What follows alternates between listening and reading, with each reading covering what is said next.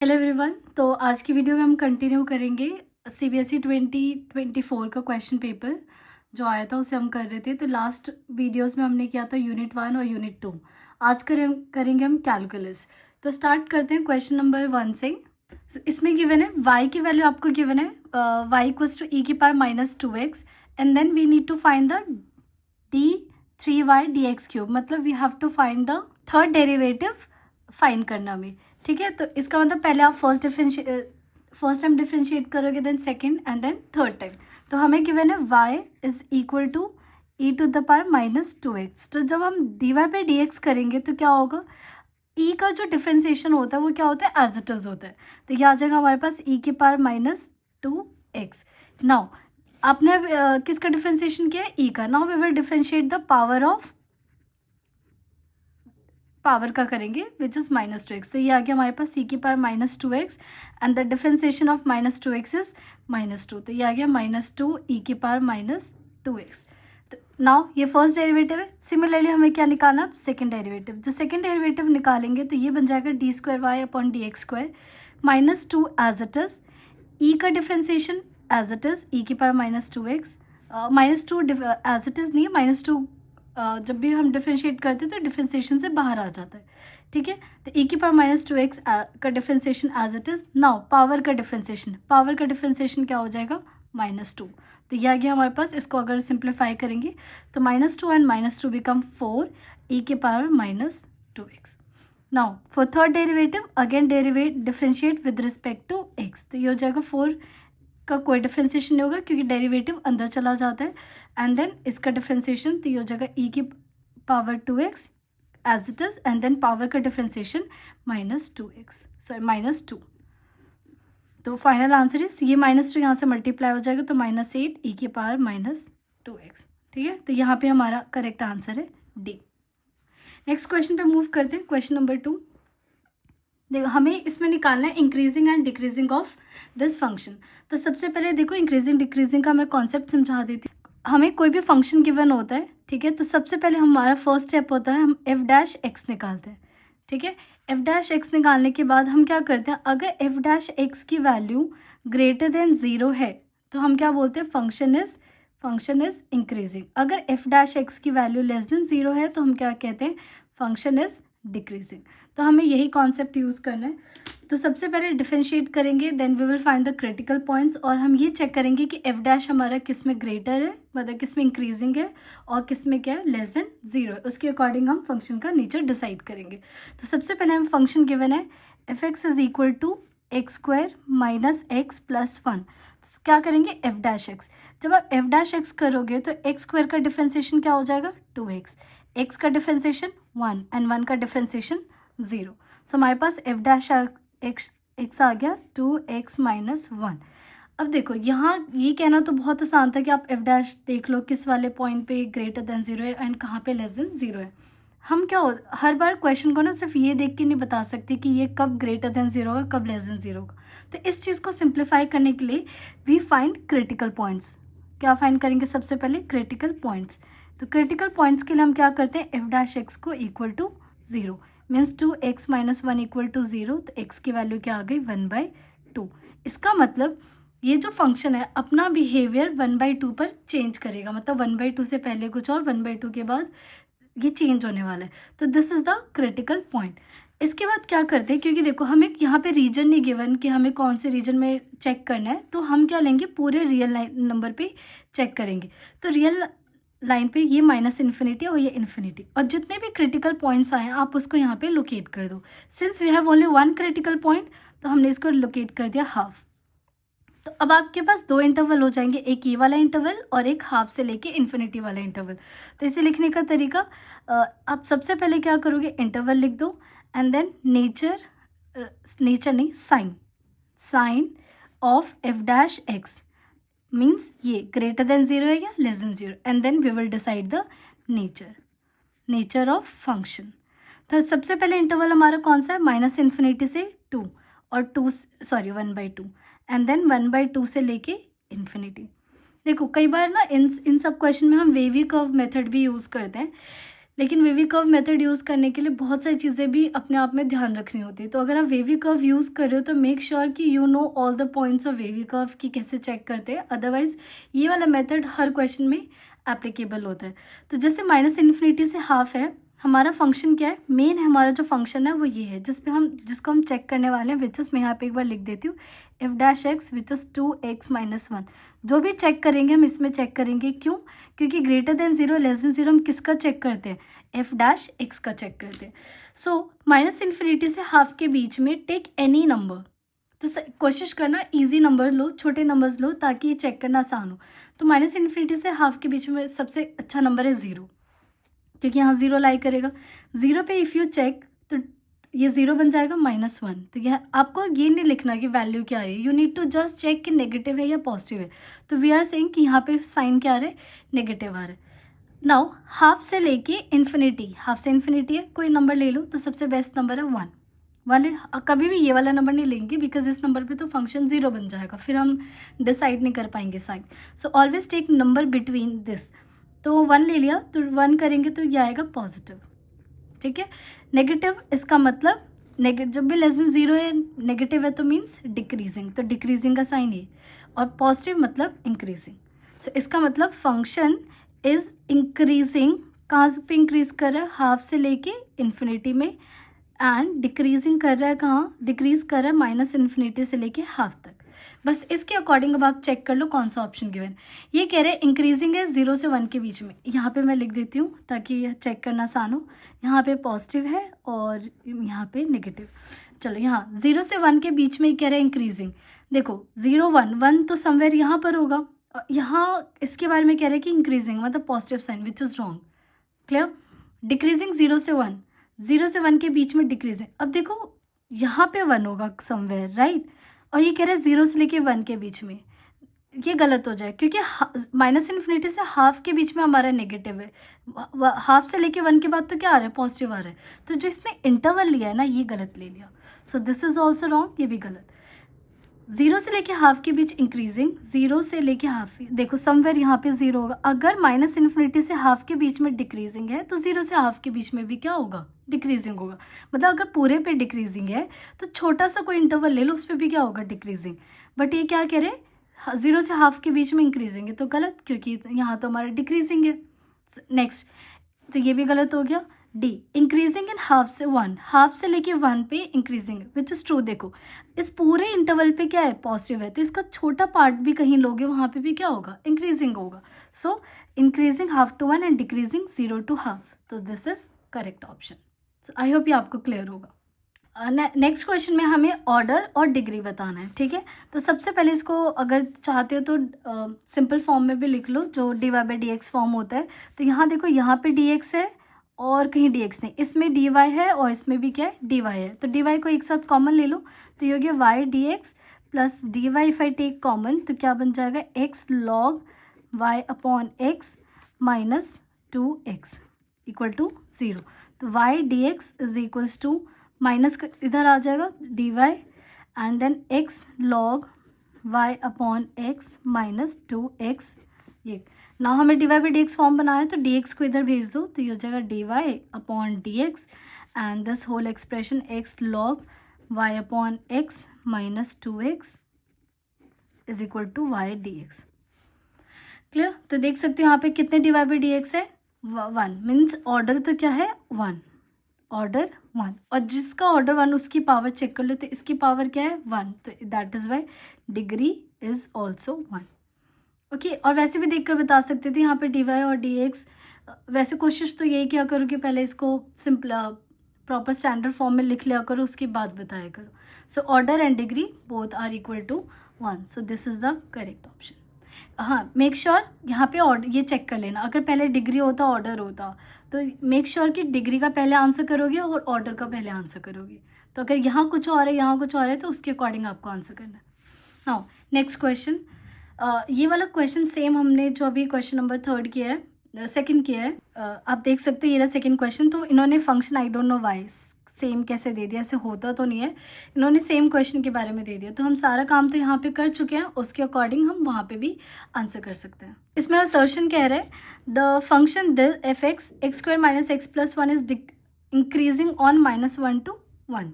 जैसे अभी हमने डिस्कस किया था, ये जो फंक्शन था हमारा ये ब्रेक हो रहा था हाफ पे, -∞ और इन्फिनिटी, यहाँ पे नेगेटिव आया था और यहाँ पे क्या आया था, पॉजिटिव आया था।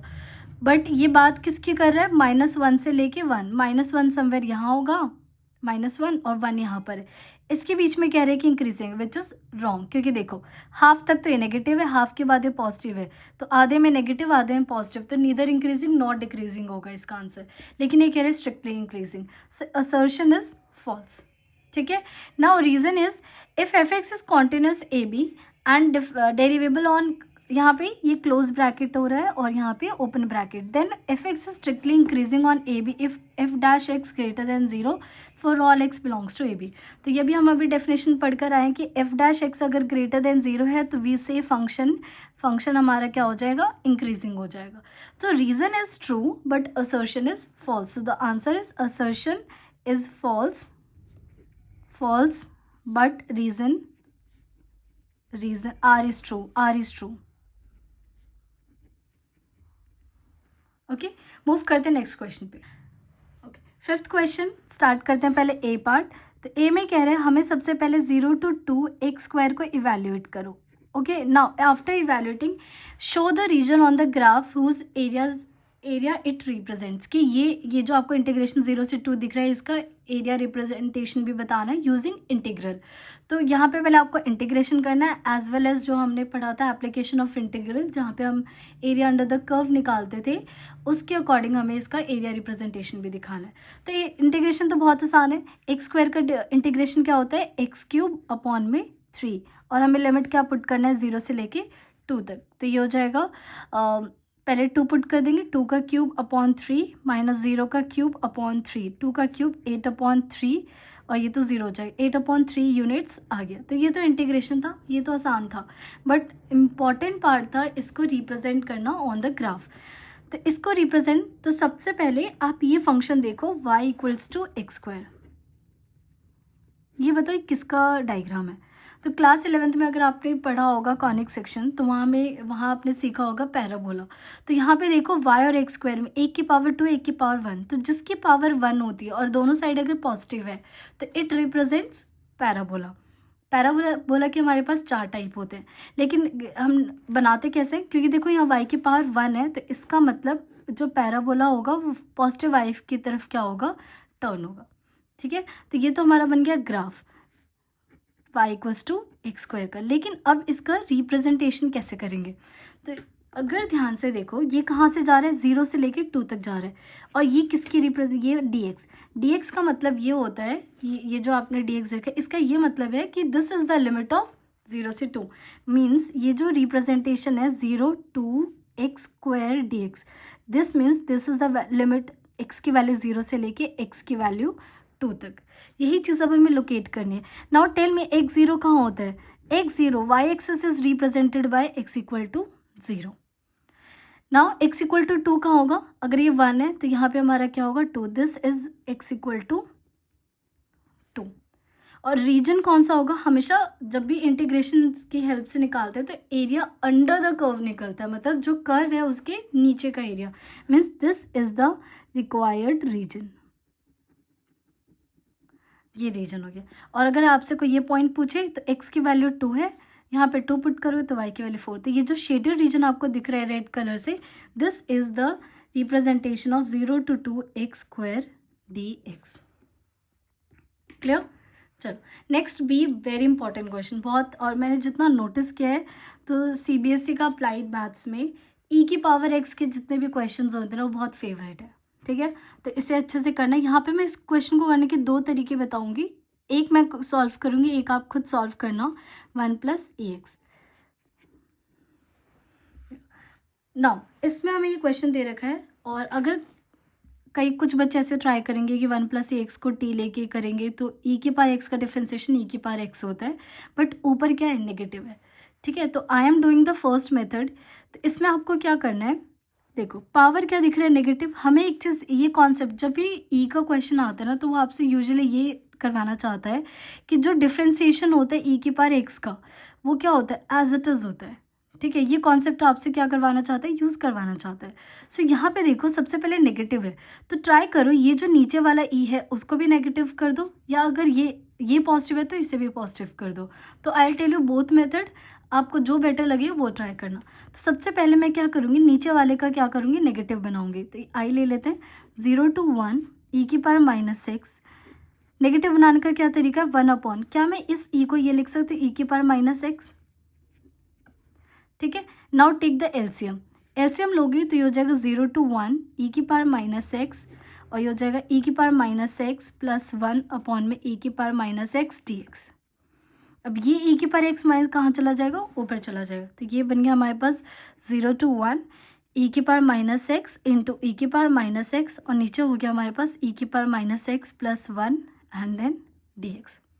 अब इससे क्या हेल्प मिली, इससे ये हेल्प मिली कि जब आप इसका टी लोगे, सब्सटीट्यूशन लगाओ, इसे टी लेके जब डिफ्रेंशिएट करोगे तो आपको एक ई की पावर -x और dx साथ में मिल जाएगा।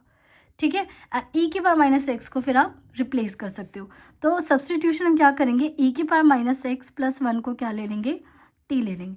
जैसे आप टी लोगे, डिफ्रेंशिएट कर दो विद रिस्पेक्ट टू x, तो ये क्या हो जाएगा, ई की पावर -x और x का डिफ्रेंशिएशन -1 और t का डिफ्रेंशिएशन 0, और ये हो गया dt अपॉन में dx।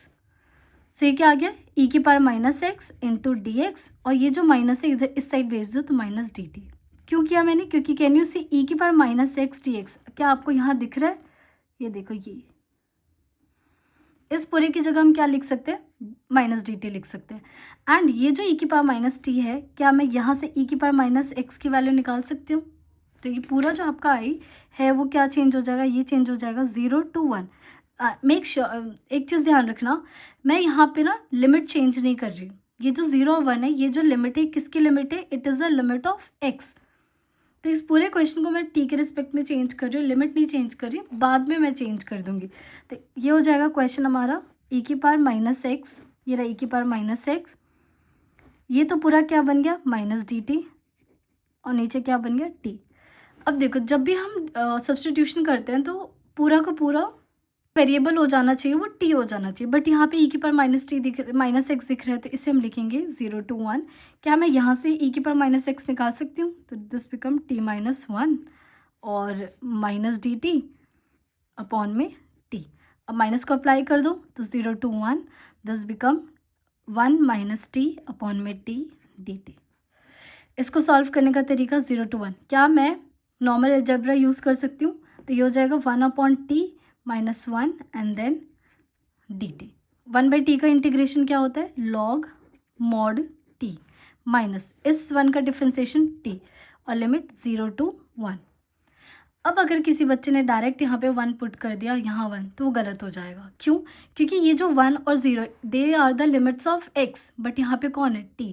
So first convert this t into x, तो यहाँ से t की वैल्यू रिप्लेस कर दो, तो ये हो जाएगा log t की वैल्यू क्या हो गई, e की power -x plus 1 minus e की power -x plus 1 and then whole limit आपको पुट करनी है 0 से 1। अब आप लिमिट पुट कर सकते हो, तो ये हो जाएगा log e की पावर -1 प्लस 1 माइनस, अब 0 पुट, पहले -1, e की पावर -1 प्लस 1, हमने 1 पुट कर दिया सब में, माइनस, अब 0 पुट करो, किसी की पावर 0 क्या बन जाता है, 1, तो 1 प्लस 1 e की पावर 0 1 प्लस 1। ठीक है, अब इसे सॉल्व करना है, तो ये हो जाएगा log 1 प्लस e की पावर -1, ठीक है, ये हो जाएगा e की पावर -1 माइनस log 2, और ये 2 हो जाएगा, और ये माइनस यहाँ पे जाके प्लस 2, तो ये हो गया log। क्या मैं इस log और इस log को कॉमन ले लूँ, तो कॉमन ले लूँ, तो जब माइनस होता है तो एंगल क्या हो जाता है, डिवाइड हो जाता है, 1 प्लस e की पावर -1/2, एंड ये हो गया e की पावर -1 और दिस माइनस प्लस 2, ये हो गया 1। तो this is the final answer. Clear. अब मैं इसका दूसरा मेथड भी बता देती हूँ जो आप अप्लाई कर सकते हो, लेकिन हाँ ये जो नेक्स्ट मेथड है थोड़ा लंबा हो जाता है, इसमें पार्शियल वगैरह यूज़ हो जाता है, तो जो आपको बेटर लगे वो यूज़ करना। तो हमने प्रीवियस में क्या किया था, ई की पावर माइनस एक्स को सेम बनाया था। अब क्या करूँ, क्या मैं इस ई की पावर एक्स को नीचे ला सकती हूँ, तो ये हो गया डी एक्स और ये हो गया ई की पावर एक्स 1 प्लस ई की पावर एक्स, ये हो गया। अब ई की पावर एक्स ई की पावर एक्स को ले लो टी, तो ये हो जाएगा ई की power x d x is equal to d t. But यहाँ पे तो देखो हमारे पास सिर्फ डी एक्स है, तो चलो पुट कर दो, तो ये हो जाएगा 0 to 1 और डी एक्स की वैल्यू क्या हो गई हमारे पास, d x is become d t upon e के पावर एक्स, तो ये हो गया डी टी ई की पावर एक्स, ई की पावर एक्स को आपने टी लिया था तो ये हो गया टी एंड 1 प्लस टी। अब इसको कैसे चेंज करोगे, क्या मैंने ई की पावर एक्स को टी लिया था, तो this become 0 to 1 D t upon t square 1 plus T, this become partial fraction. तो अब आपको क्या करना है, 1 upon t square 1 plus T. इसको कैसे लिखते हैं, जब भी टी स्क्वायर होता है तो सबसे पहले एक बार ए बाई टी लिखोगे, फिर बी अपॉन टी स्क्वायर लिखोगे, then this is the linear factor, तो ये हो जाएगा direct c upon 1 plus t. तो you have to find the value of a b and c, निकाल के पुट करके एंड देन सॉल्व। तो ये भी एक दूसरा तरीका है, जो बेटर लगे आप वो अटेम्प्ट करना। This question find all the points of local maxima and local minima of the function.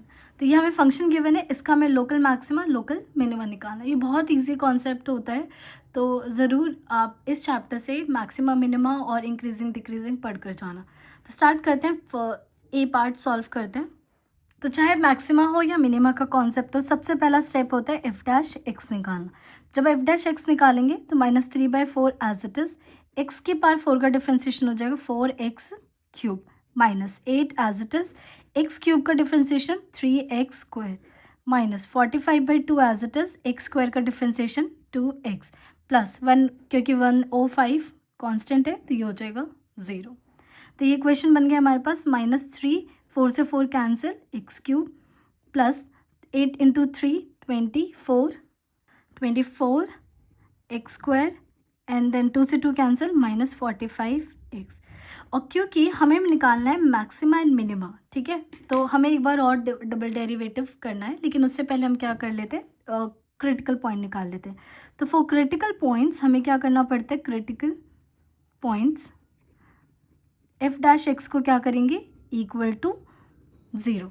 तो इसे पुट करो, मतलब -3x cube plus 24x square -45x equal to 0। जितना कॉमन आ रहा है उतना कॉमन ले लो। सो आई कैन सी, सबसे पहले माइनस कॉमन ले लेते हैं, देन 3 कॉमन ले लेते हैं, सब में एक एक एक्स दिख रहा है, एक्स कॉमन ले लिया, तो क्या बचा हमारे पास एक्स स्क्वायर। फिर क्योंकि माइनस कॉमन लिया था तो यहाँ बच जाएगा हमारे पास -8x and then minus common लिया तो ये हो गया प्लस बन जाएगा और ये हो जाएगा हमारे पास 1 and then 5 equal to 0। Quadratic equation बन गई, तो क्वाड्रेटिक को हम क्या फैक्टर कर दो मिडिल टर्म -1, तो ये हो जाएगा 5 इंटू 3, हाँ, तो ये बन गया हमारे पास x -3 and x -5 is equal to 0। तो यहाँ से हमारे पास क्या क्या फैक्टर्स आ गए, मीन्स या तो x की वैल्यू 0 या तो 3 और x की वैल्यू या तो 5 हो सकती है। तो क्रिटिकल पॉइंट्स हमारे पास क्या क्या आ गए, 0, 3 एंड 5। तो जब भी मैक्सिमा मिनिमा निकालना है तो फंक्शन हमने डेरिवेटिव कर लिया, क्रिटिकल पॉइंट निकाल लिया। नाउ अब हम फाइंड करेंगे डबल डेरिवेटिव, और डबल डेरिवेटिव फाइंड करने के बाद एक बार 0 पे, एक बार 3 पे और 5 पे चेक करेंगे। जिस पे ग्रेटर देन 0 है तो मिनिमा एंड लेस देन 0 है तो मैक्सिमा हो जाएगा। एक मिस्टेक हो गई, यहाँ पे माइनस था, ये भी माइनस था, वो लिखते लिखते प्लस हो गया। तो जब आप माइनस कॉमन लोगे तो यहाँ पे भी ये माइनस होगा, यहाँ प्लस हो जाएगा, ये +3 एंड देन +5। तो हमारे जो क्रिटिकल पॉइंट्स आएंगे वो -3 -5 -3 -5, ठीक है। तो अब इसमें हम क्या निकालते हैं, डबल डेरिवेटिव, यहाँ पे भी आ जाएगा नेगेटिव और यहाँ -3 एंड देन -5। तो अब जब डबल डेरिवेटिव निकालेंगे तो ये हो जाएगा f डबल डैश एक्स और ये हो गया हमारे पास -339x स्क्वायर और ये हो जाएगा -48x स्क्वायर एंड देन -45। अब देखो क्योंकि हमें ना 0 -3 और -5 पे चेक करना है डबल डेरिवेटिव, तो आप इसमें भी जितना कॉमन ले सकते हो, क्योंकि हमें सिर्फ साइन की ज़रूरत है, हमें एग्जैक्ट वैल्यू नहीं चाहिए। तो यहाँ पे हम क्या करेंगे, माइनस कॉमन ले लो, फिर 3 कॉमन ले लो, तो क्या बच गया आपके पास 3x स्क्वायर, माइनस कॉमन ले लिया तो प्लस 16x एंड -50, माइनस भी कॉमन ले लिया तो +50। सबसे पहले हम कहाँ चेक करेंगे, f double dash at x equal to 0। जब आप एक्स इक्वल टू 0 पुट करोगे इसमें तो ये भी 0 हो जाएगा, ये भी 0 हो जाएगा और यहाँ से पॉजिटिव -45, ठीक है, which is less than 0। Less than 0 होता है तो हम क्या बोलते हैं, जब भी f double derivative less than 0, इसका मतलब x equal to 0 is point of maxima, ठीक है। एक आंसर तो हमें यहाँ से मिल गया, ठीक है। नाउ एफ डबल डैश हम चेक करेंगे एक्स की वैल्यू कहाँ पे, -3 पे, -3 पे। तो जब आप पुट करोगे तो -3 करोगे, 3 3 जा 9 और ये हो जाएगा 27, ये हो जाएगा -48 प्लस 15, क्लियर। तो ये हो जाएगा -3 और जब आप ये चेक करोगे 5 और 12 42 minus 48 which is -6 which is equal to 18 और ये हमारे क्या होता है, ग्रेटर देन 0। जब ग्रेटर देन 0 का केस होता है तो x इक्वल टू -3 क्या बन जाएगा, इज पॉइंट ऑफ मिनिमा, ठीक है। Now f double dash we will check on x equal to -5, तो ये हो जाएगा -3, 5 5 जो 25, 25 3 75, माइनस है 5 तो -80 प्लस 15, तो यू कैन सी ये हो जाएगा 90 में से 80 माइनस करोगे तो पॉजिटिव और ये आ जाएगा बाहर से नेगेटिव, तो ओवरऑल आंसर क्या आ रहा है, नेगेटिव आ रहा है। तो जब नेगेटिव आता है तो इसका क्या मतलब होता है, पॉइंट ऑफ, तो x equals to -5 is point of maxima, clear. तो दिस इज द आंसर। तो पॉइंट ऑफ मैक्सिमा 0 है और -5 और मिनिमा है x equal to -3। Now B part solve करते हैं। Find the intervals in which the following function is strictly increasing और decreasing. तो कॉन्सेप्ट रिमेन सेम कि एफ डैश अगर ग्रेटर देन 0 है तो इंक्रीजिंग एंड लेस देन 0 है तो डिक्रीजिंग। तो ये हमें फंक्शन गिवन है, तो सबसे पहला स्टेप हम क्या निकालेंगे, एफ डैश एक्स निकालेंगे। तो एफ डैश 20 का 0 -9 एक्स का डिफ्रेंसिएशन 1 6 एक्स स्क्वायर का differentiation 2x minus x cube का 3x स्क्वायर। तो क्या क्या आगे वैल्यू हमारे पास, -9 plus 12x minus 3x square, ठीक है। अब यहाँ पे ना क्योंकि देखो ये क्वाड्रेटिक बन रहा है, क्वाड्रेटिक में हमें पता है मिडल टर्म फैक्टर होता है। मिडल टर्म फैक्टर के लिए सबसे पहली कंडीशन, मतलब जिससे इजी हो जाता है क्वेश्चन, कि एक्स स्क्वायर वाला जो पार्ट है उसके आगे पॉजिटिव साइन होना चाहिए। तो I am taking this minus common, तो और 3 कॉमन आ रहा है तो 3 भी कॉमन ले लिया, तो क्या बच गया हमारे पास, एक्स स्क्वायर माइनस यहाँ बच जाएगा 4x और यहाँ हो जाएगा +3, क्योंकि माइनस लोगे तो यहाँ और यहाँ प्लस, और ये हो गया -4x प्लस। आप इसके फैक्टर करो तो हो जाएगा -3 और इसका फैक्टर आप डायरेक्ट वो कर लेना मिडल टर्म से, और डायरेक्ट लिख सकते हो दिस विल बी x-1 और x-3। तो ये हमारे क्या हो गए, फैक्टर्स हो गए। हमेशा याद रखना जब भी इंक्रीजिंग डिक्रीजिंग करते हो तो एफ डैश को जितना फैक्टर के टर्म में लिखोगे उतना बेटर है, कैलकुलेशन में टाइम कम लगेगा। नाउ क्रिटिकल पॉइंट्स के लिए हम सबसे पहले एफ डैश इक्वल टू 0 मतलब -3 x-1 और x-3 इक्वल टू 0, तो x की वैल्यू यहाँ से क्या हो सकेगी, 1 या फिर 3। अब इंटरवल्स कैसे बनाते हैं, तो ये हो गया हमारे पास क्योंकि कोई रीजन नहीं दे रखा तो will take -∞ and then infinity. Locate all the points, तो ये गया 1 और यह गया हमारे पास 3। सो इंटरवल सबसे पहले इंटरवल्स ये हम 3 कॉलम्स हमने बना लिए, इसमें हम साइन डिसाइड करेंगे। तो सबसे पहला इंटरवल है -∞ to 1, then 1 to 3 and then 3 to infinity। Now -∞ से 1 के बीच में टेक एनी नंबर और हम पुट करेंगे f डैश x में। तो f डैश x एक बार दोबारा लिख लेते हैं, -3 x-1 और x-3। आपको पूरा सॉल्व नहीं करना, बस आपको साइन चेक करना है। तो -∞ से 1 के बीच में 0 इज़ द बेस्ट नंबर। 0 करोगे तो यहाँ से नेगेटिव आएगा, यहाँ से भी नेगेटिव आएगा और ये भी नेगेटिव, 3 नेगेटिव मतलब ओवरऑल आंसर नेगेटिव।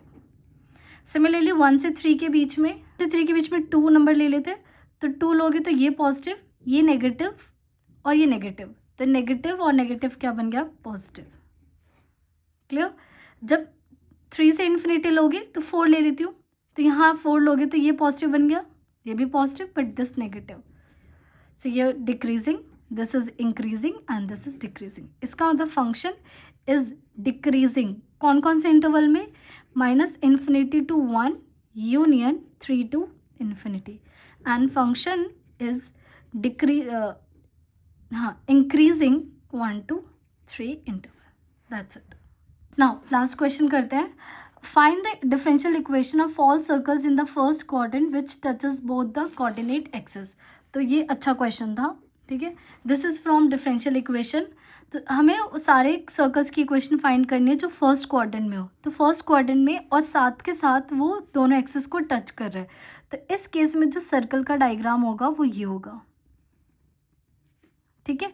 अब यहाँ पे हमें डिसाइड करना है कि सेंटर, अब देखो इक्वेशन ऑफ सर्कल क्या होती है, x minus h whole square plus y minus k whole square equal to r square. तो वी कैन सी यहाँ पे h, k और r तीन अलग अलग टाइप के वेरिएबल है, मतलब आर्बिट्रेरी कॉन्स्टेंट्स है, सॉरी। तो इनके बीच में हमें कोई ना कोई हर बार रिलेशन बनाना होता है। सो अगर इस केस में देखो तो यहाँ पे हमारा जो सेंटर होता है वो होता है h और k, ये होता है हमारा h कॉमा k, और जो सेंटर होता है वो radius. Now if you observe अच्छे से तो यू कैन सी ये जो डिस्टेंस होगा, ये वाला डिस्टेंस और ये वाला डिस्टेंस, यही h और k, और यही क्या डिसाइड कर रहे हैं, रेडियस। तो इस केस में आपका जो ये है विच इज़ k और ये h और जो r है वो all are equal to each other.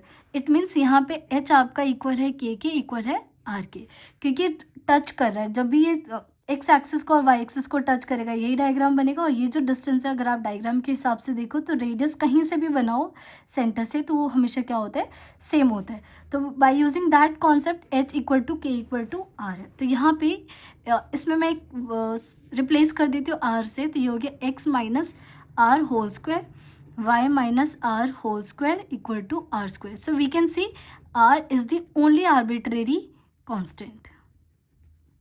तो यहाँ पे जो पहले तीन थे, ये कॉन्सेप्ट यूज़ करने के बाद हमें क्या मिला, सिर्फ एक आर्बिट्ररी कांस्टेंट मिला। तो डिफरेंशियल इक्वेशन बनाने का क्या तरीका होता है, सबसे पहले आप इक्वेशन बनाओ, चेक करो उसमें कितने आर्बिट्ररी कांस्टेंट है। तो यहाँ पे आर्बिट्ररी कांस्टेंट कितने, एक। इट मीन्स इसको मैं एक बार डिफ्रेंशिएट करूँगी। एक बार डिफ्रेंशिएट करने के बाद आपका मेन मोटिव ये होता है कि इस आर को हटाना है पूरे इक्वेशन से। जैसे आप इस पूरे आर को हटा पाओगे तो जो इक्वेशन बन के आएगी that is called the differential equation. Clear.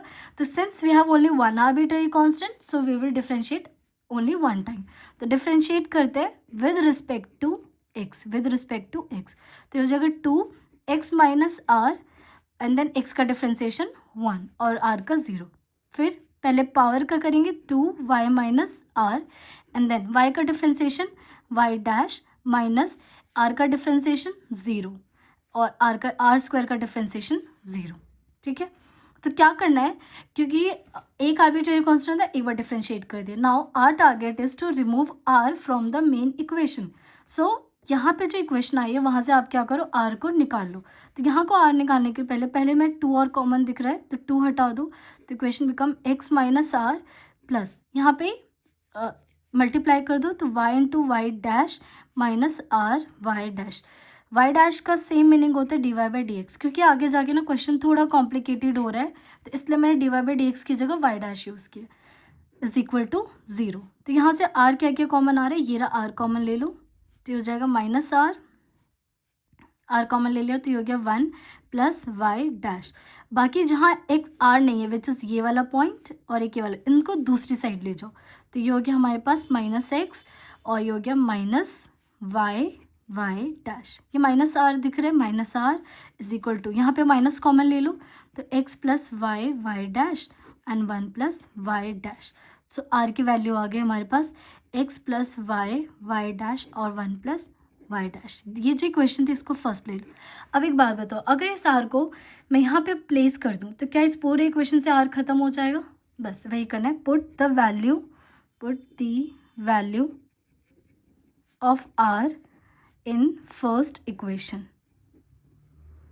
तो ये इक्वेशन इसमें आप पुट करते हैं तो ये हो जाएगा x, और बहुत ध्यान से पुट करना माइनस, ये हो जाएगा x plus y dash upon में 1 plus y dash whole square plus y minus x plus y dash upon 1 plus y dash whole square equal to, एक सेकेंड यहाँ लिख लेते हैं क्या है, y x plus y dash upon में 1 plus y dash का होल स्क्वायर। सो यहाँ पे सबसे पहले इसको सॉल्व करते हैं ब्रैकेट को, तो हो जाएगा x माइनस कॉमन ले लो और एलसीएम भी ले लो साथ में। तो एलसीएम मैंने ले लिया 1 + y डैश हो जाएगा। तो जब एलसीएम लोगे तो ये टर्म इससे मल्टीप्लाई होगी, तो x minus x plus x y dash, minus open कर दो तो -x माइनस y डैश और होल स्क्वायर अभी भी बाहर है। सिमिलरली यहाँ पे भी एलसीएम ले लो तो हो जाएगा 1 + y डैश और फिर ये से क्रॉस मल्टीप्लाई हो जाएगा y + y डैश और माइनस ब्रैकेट ओपन कर दो -x y डैश, और इधर क्या चल रहा है x + y डैश अपॉन में 1 + y डैश का होल स्क्वायर। अब ये क्यों किया, देखो नीचे 1 + y डैश, ब्रैकेट अगर स्क्वायर करोगे तो नीचे भी स्क्वायर, यहाँ पे भी स्क्वायर, यहाँ पे स्क्वायर, इसका मतलब ये पूरा जो डिनोमिनेटर है वो क्या हो जाएगा, कैंसिल हो जाएगा। और यहाँ से एक x कैंसिल, यहाँ से क्या कैंसिल हुआ है, y जब मल्टीप्लाई करोगे तो y डैश इंटू वाई आएगा, तो ये और ये टर्म भी कैंसिल हो जाएगी। तो हमारे पास क्या बचेगा, सिर्फ x y dash minus y dash whole square plus यहाँ से बचेगा y माइनस एक्स का होल स्क्वायर और यहाँ से x + y डैश का होल स्क्वायर। बस अब आप इसको सिंप्लीफाई करो तो ये हो जाएगा x² y डैश का स्क्वायर प्लस ओपन कर दो y डैश का whole square -2x y dash का होल स्क्वायर। ठीक है, यहाँ ऐसे लिख देते हो y² प्लस ये हो जाएगा y² प्लस x² -2xy और यहाँ हो जाएगा x² plus y and y का स्क्वायर y डैश का होल स्क्वायर।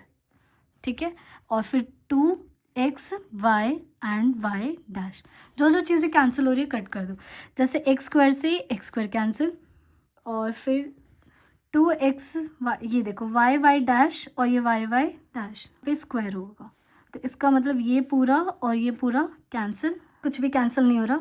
सो इक्वेशन, अब ये देखो y डैश और y डैश का स्क्वायर दिख रहा है तो कॉमन ले लो, ये लिखने गया y डैश का स्क्वायर कॉमन ले लिया तो अंदर बच गया x² -2xy। सिमिलरली इस वाले टर्म को यहाँ ले आओ तो ये हो जाएगा 2xy और यहाँ आ गया y डैश, और क्या बचा था यहाँ पे हमारे पास y² बच गया और -2xy = 0। अब बस y डैश को dy/dx लिख लो, तो equation become y² 2xy and ये हो जाएगा dy/dx का होल स्क्वायर -2xy और ये हो जाएगा dy/dx प्लस y² -2xy = 0। तो this is the differential equation. तो ML अग्रवाल में जितने भी क्वेश्चंस हैं ऐसे सर्कल से रिलेटेड ज़रूर प्रैक्टिस करना। आप लोगों से एक सवाल है, इस क्वेश्चन का मुझे आप ऑर्डर और डिग्री कमेंट बॉक्स में मेंशन करना। तो ये सारे क्वेश्चंस थे हमारे डिफरेंशियल इक्वेशन से, आप इनकी प्रैक्टिस और इस टाइप के क्वेश्चन की प्रैक्टिस ML या अदर बुक से ज़रूर ट्राई कर लेना। Thank you everyone.